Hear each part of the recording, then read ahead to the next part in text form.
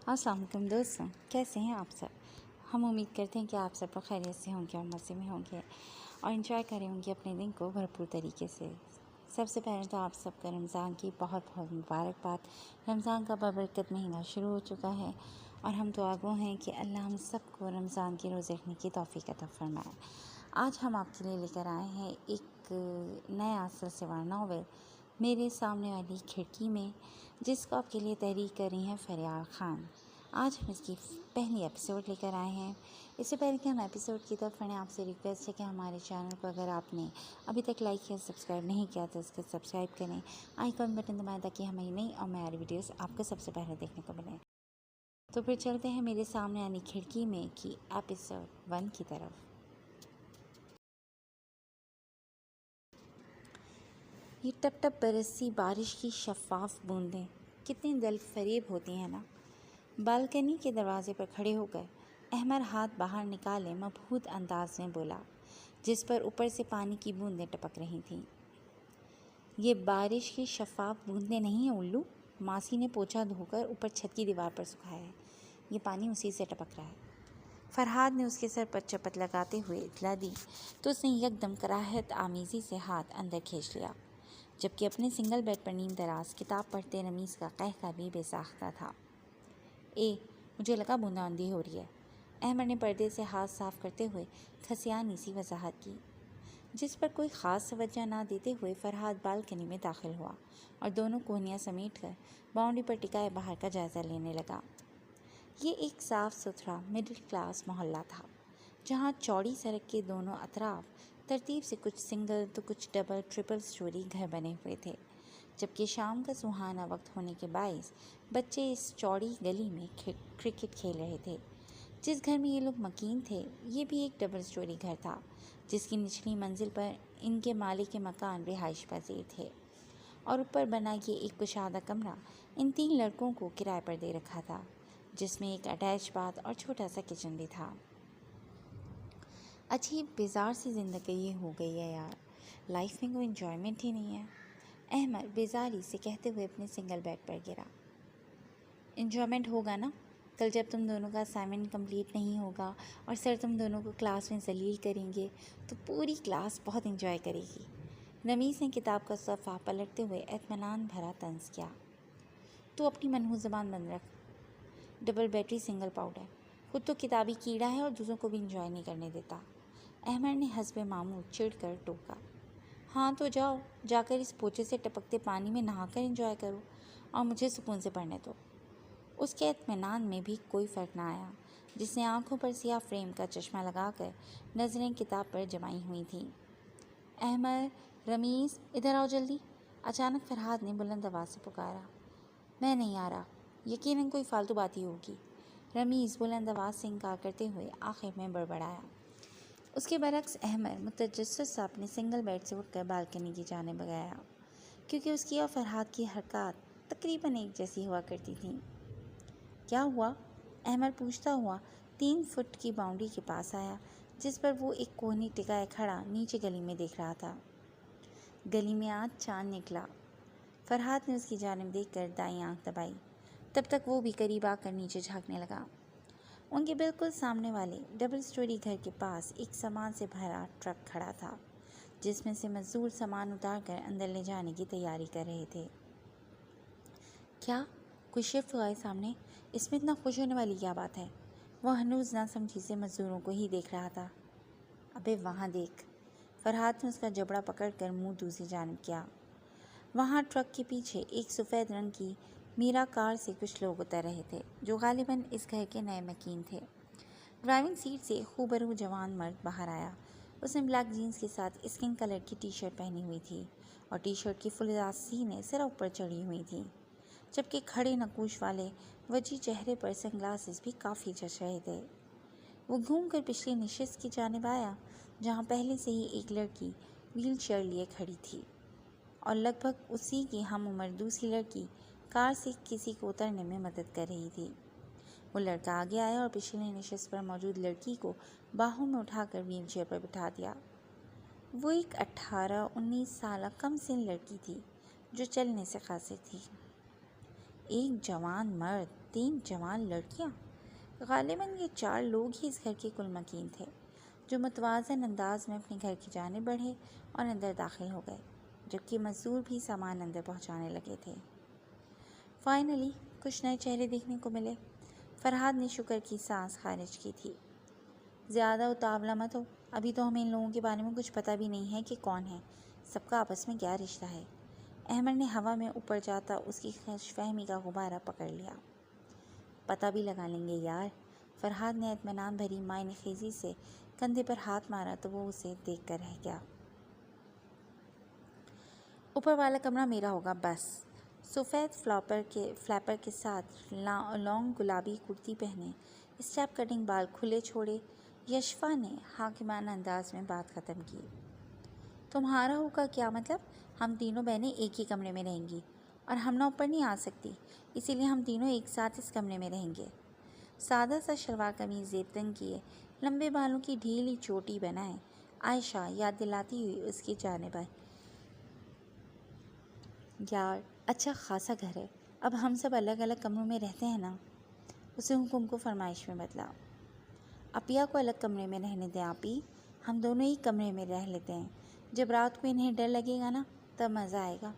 Short shirt کے ساتھ printed skirt پہن کر سارے بالوں کی اونچی پونی بنائے ویل چیئر پر بیٹھی ہمنا نے اپنا نظر کا چشمہ درست کرتے ہوئے یشفا کو چھیڑا تو وہ اسے خفگی سے گھورنے لگی۔ گھر کیسا لگا بچوں؟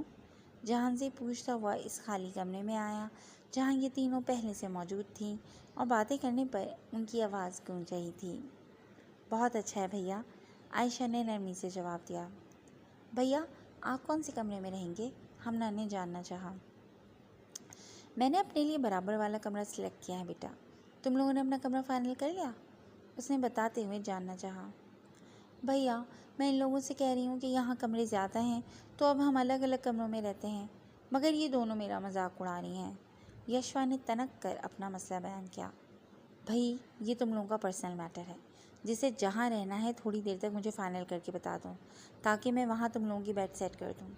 جہان زیب نے سارا معاملہ انہی لوگوں پر چھوڑ دیا۔ فی الحال میں باہر سے کچھ کھانے کے لیے لے کر آتا ہوں، اس کے بعد مل کر سامان سیٹ کرتے ہیں، وہ کہہ کر وہاں سے چلا گیا، جبکہ ان کے مابین دوبارہ بحث شروع ہو گئی۔ آنٹی، احمد کے ہمراہ فرحاد لاڈ بھرے سر میں پکارتا ہوا لانچ میں آیا، جہاں ان کی مالک مکان عفت صوفے پر ٹوکری لیے بیٹھی پالک کے پتے توڑ رہی تھیں۔ فرحاد اور احمد آ کر ان کے دائیں بائیں بیٹھ گئے۔ کھانے پکانے کی تیاری کر رہی ہیں؟ احمد نے بے تکا سوال کیا۔ نہیں، تیرے خالو کی قبر پر ڈالوں گی یہ پالک کے پتے، انہوں نے حسب عادت الٹا جواب دیا۔ لیکن میرے تو کوئی خالو ہیں ہی نہیں، میں تو اپنے چاچا چاچی کے ساتھ رہتا ہوں۔ احمد نے مزے سے علم میں اضافہ کیا تو وہ اسے گھورنے لگیں۔ اس کو چھوڑیں، آپ میری سنیں، فرحاد نے مداخلت کی۔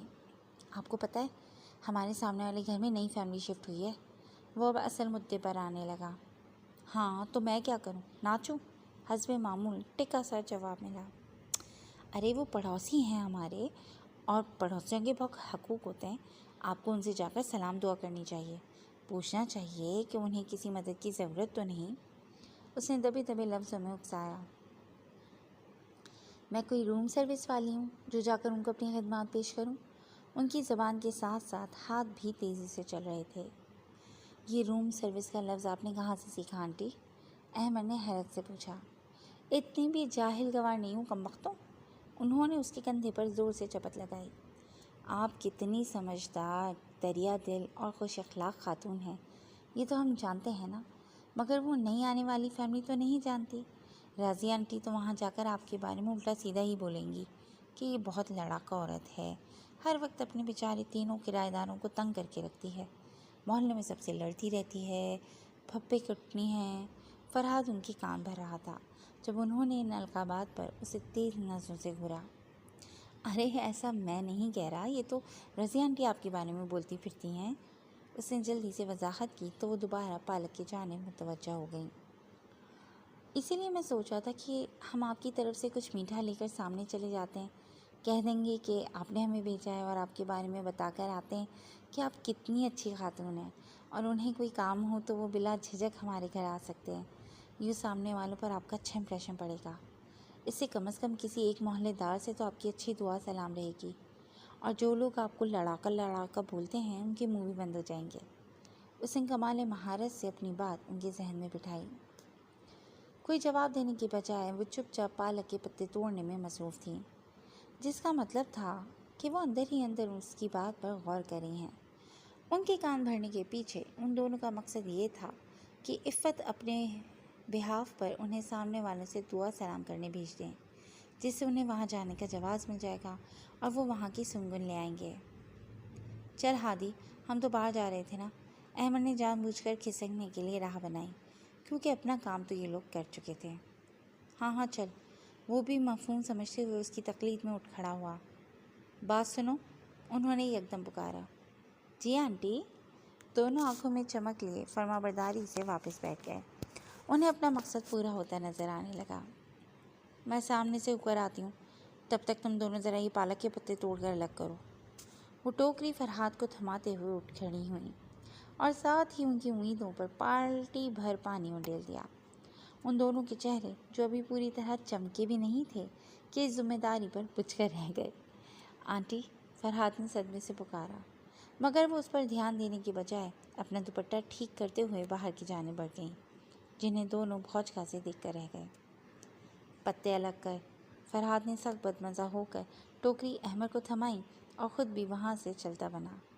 بڑا ہی کوئی ڈیش ہے تو، پیچھے سے وہ جل کر آواز بلند بولا، جس کے پاس پالک کے پتے توڑنے کے سوا اب کوئی چارہ نہیں تھا۔ آ رہی ہوں، عائشہ اجلت میں پکارتی ہوئی مین گیٹ کی طرف آئی، جس پر دستک ہوئی تھی۔ اسے لگا غالباً جہانزیب سامان لے کر واپس آیا ہے، مگر دوسری جانب بھاری جسامت والی ایک اجنبی خاتون کو دیکھ کر وہ تھوڑی متعجب ہوئی۔ جی، کس چیز سے ملنا ہے؟ اس نے سنبھل کر دریافت کیا۔ ارے تم سے ہی ملنے آئی ہوں، وہ کافی دوستانہ انداز میں گویا ہوئی، جس سے تعجب مزید بڑھا دیا۔ تمہارے سامنے والے گھر سے آئی ہوں، عفت نام ہے میرا، پورے 25 سال سے اسی محلے میں رہ رہی ہوں۔ یہ گھر بھی میری آنکھوں کے سامنے ہی بنا تھا، پھر کچھ عرصے بعد وہ لوگ یہاں سے چلے گئے۔ ابھی تم لوگوں کے آنے کا پتہ چلا تو سوچا پڑوسی ہونے کے ناطے ذرا تم لوگوں کا حال احوال پوچھوں۔ وہ بنا پوچھے نان اسٹاپ بولنا شروع ہو گئی تھیں، جس کے جواب میں کیا کہنا چاہیے عائشہ کی سمجھ میں نہ آیا۔ آؤ اندر بیٹھ کر آرام سے بات کرتے ہیں۔ وہ بے تکلفی کے سارے ریکارڈ توڑتے ہوئے اسے لیے یوں اندر آئیں جیسے عائشہ ان کے گھر آئی ہو۔ وہ بھی دروازہ بند کر کے ناسمجھی سے ان کے ساتھ چلی آئی۔ ابھی تک سامان سیٹ نہیں کیا؟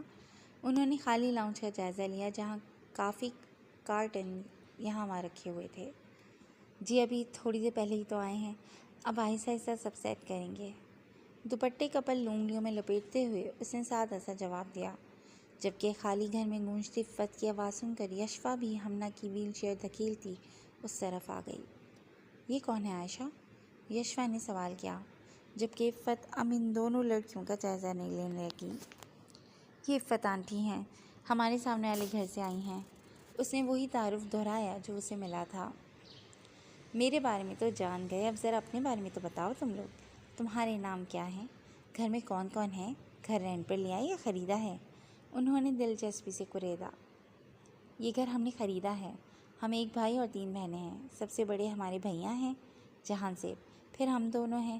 میرا نام عائشہ ہے، یہ میری ہم عمر یشفا ہے، ہم دونوں پیدائش سے جڑواں ہیں، اور یہ ہماری سب سے چھوٹی بہن ہے ہمنا۔ عائشہ نے سب کا تعارف دیا۔ اور تمہارے والدین؟ 5 سال پہلے ایک روڈ ایکسیڈنٹ میں ان کی ڈیتھ ہو گئی، تب سے ہم بھائی بہن ہی ایک دوسرے کا سب کچھ ہیں۔ عائشہ نے نظریں جھکا کر دھیرے سے جواب دیا۔ اوہ، بہت برا ہوا، تو کیا یہ بھی اسی حادثے کی وجہ سے ویل چیئر پر ہے؟ انہیں افسوس کے ساتھ تشویش بھی ہوئی۔ نہیں، میں پولیو کی وجہ سے بچپن سے ہی ایسی ہوں، ہمنا نے خود ہی پر اعتماد انداز میں جواب دیا۔ آپ کے یہاں آنے کی وجہ جان سکتے ہیں؟ اس سے قبل کہ وہ مزید کوئی سوال کرتیں، یشفا نے سنجیدگی سے جاننا چاہا۔ وجہ کیا؟ بس پڑوسی ہونے کا فرض نبھانے چلی آئی، یہیں سامنے ہی تو رہتی ہوں میں اپنے شوہر کے ساتھ۔ ایک اکلوتی بیٹی ہے میری شفق، جو پڑھائی پوری کر کے کچھ عرصے چھٹیاں گزارنے اپنی خالہ کے گھر ملتان گئی ہوئی ہے۔ पिछले 3 साल से ऊपर वाला कमरा 3 लड़कों को किराए पर दे रखा है। अल्हम्दुलिल्लाह पूरे मोहल्ले में सबसे बहुत अच्छी दुआ सलाम है मेरी। तुम लोगों को भी कभी कोई ज़रूरत हो तो बिला झिझक आकर मेरा दरवाज़ा बजा लेना। हस्ब साबिक़ उन्होंने बिना रुके कहते हुए बिला वजह की तफसील से नवाज दिया। इससे कबल उनकी ज़बान मज़ीद बेलगाम होती, दरवाजे पर दस्तक हुई। शायद भैया आ गए, आयशा कहती हुई दरवाज़ा खोलने गई। और सुनाओ, पढ़ाई चल रही है या पूरी हो गई? वो यशफा और हमना का इंटरव्यू करने लगी। मैंने और आयशा ने डिग्री मुकम्मल कर ली है, हमना अभी प्राइवेट पढ़ रही है, यशफा ने मुख्तसर जवाब दिया। दूसरी जानिब आयशा ने दरवाज़ा खोला तो एक अजनबी लड़की को देखकर चौंक गई, जो और कोई नहीं बल्कि अहमद था। जी, किससे मिलना है? उसने मोहतात अंदाज में पूछा। मैं इफ़्फ़त आंटी हूँ, ये सामने अहमद के घर में रहता हूँ। घबराहट में उसने जुमला उल्टा बोल दिया। क्या?